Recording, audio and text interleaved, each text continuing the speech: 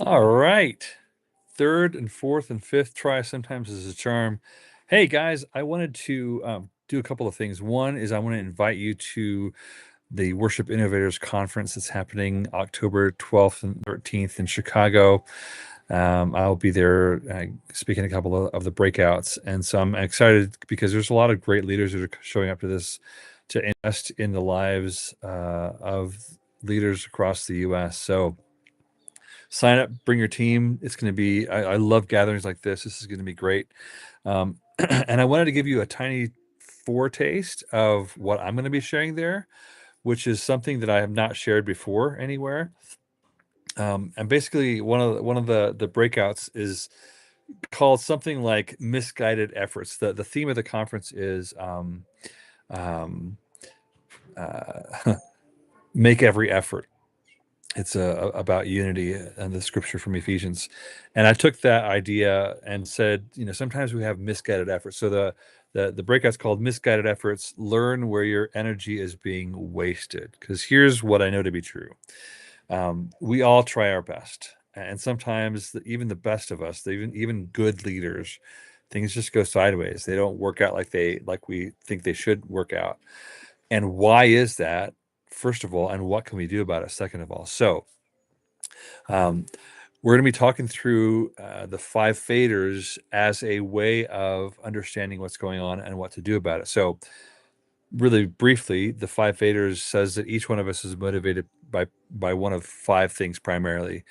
I'm an artist, I'm a shepherd, I'm a priest, I'm an educator, and I'm a producer. Those are the five faders, the five passions that we have. And so what happens often, and this has happened to me as well, is we walk into our new shiny new office at our new church, and we start looking for things to improve. We start looking to see what's broken and what needs to be fixed, what needs to be moved forward. How can we build this thing? And we think, after all, we've been hired to do this. Um, but there's things that are going to get in our way very quickly if we don't pay attention. So there was a worship leader that I was coaching, and she's a fantastic person. She's likable, she's charismatic, she's just a radiant personality. She's got talent musically. She has a track record as a leader. She loves Jesus. You can just tell these things about her.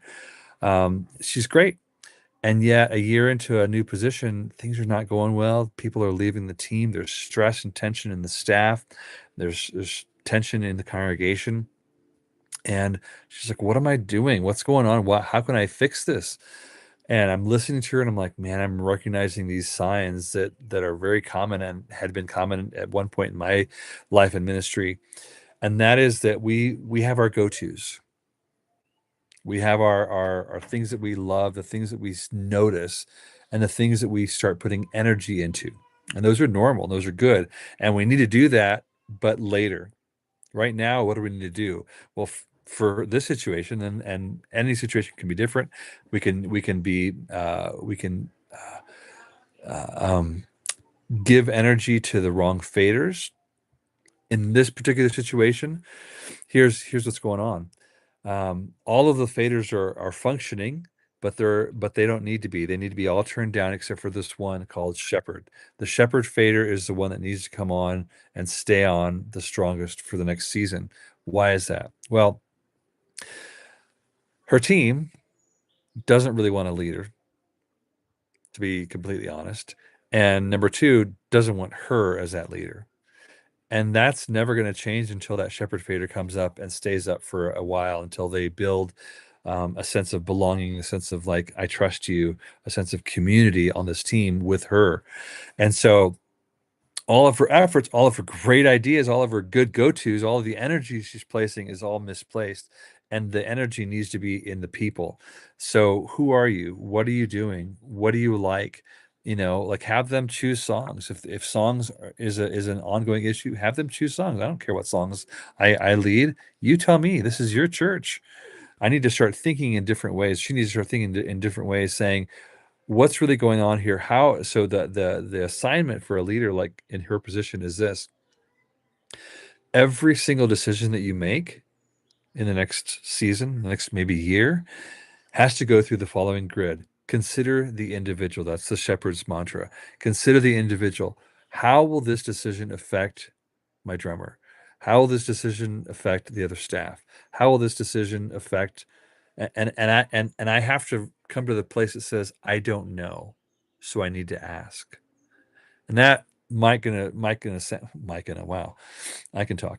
Might make you sound like an incompetent leader, but it's far from it. You are a very relationally grounded leader who is wanting to understand what makes your team tick, who's going to understand what makes your specific band come alive, what's going to engage with your congregation, because you're not leading anybody else other than those individuals that are at your church, those people on your team. Like, I used to be the kind of leader that very quickly would write somebody off if they're not willing to get on board with where I believe we're supposed to go. Like, I'll find somebody else. That's fine. I want you with me, but if not, that's cool.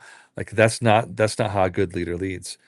And so we're going to talk about for each of the different faders, what kind of situation might you be finding yourself in that would require you to lower everything else except for your shepherd fader, except for your priest fader, except for your educator, artist, producer.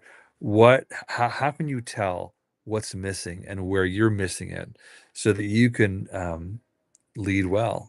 Now, I'm saying this as if it's your first year in leadership at this church. You might be in your 10th year and you're like up against this wall, not knowing where to go. We're going to explore, okay, for you, what does that mean? Where's the next season of fruitful ministry lie in your church? What faders need to come down and what fader needs to go up so that you can lead well? So that's a tiny snapshot of what we're going to be talking about at this breakout. There's lots of other breakouts coming. Paul Balash is going to be there. Good man, long-term leader. There's too many leaders to mention by name, but I encourage you to come, sign up, bring your team. Chicago Worship Innovators Conference, October 12th and 13th of 2026. So that's in like not that much time. Sign up today. I have to see you then. All right. I hope you're having a wonderful day. I'll talk to you guys later. Peace.